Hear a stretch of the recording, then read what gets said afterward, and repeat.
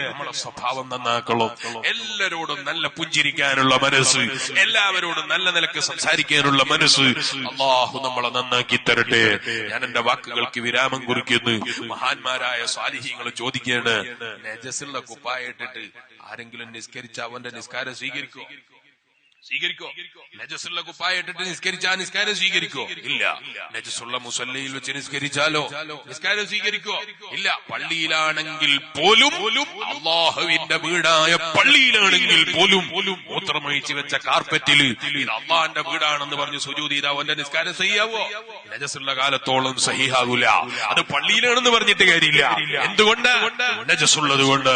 മഹാന്മാര് ചോദിക്കുന്ന, മോനെ, മുസല്ലയില് നജസുണ്ടായിട്ട് നിന്റെ നിസ്കാരം അല്ലാഹു സ്വീകരിച്ചില്ലെങ്കിൽ ഹൃദയത്തിന്റെ ഉള്ളിൽ ഗീബത്തും നമീമത്തും കുറ്റം പറയലും മികയ്ത്തലും നിസാരപ്പെടുത്തലൊക്കെ ആയി നിറഞ്ഞു നിൽക്കുന്ന നജസ് നിറഞ്ഞ മനസ്സാണെങ്കിൽ നിന്റെ നിസ്കാരം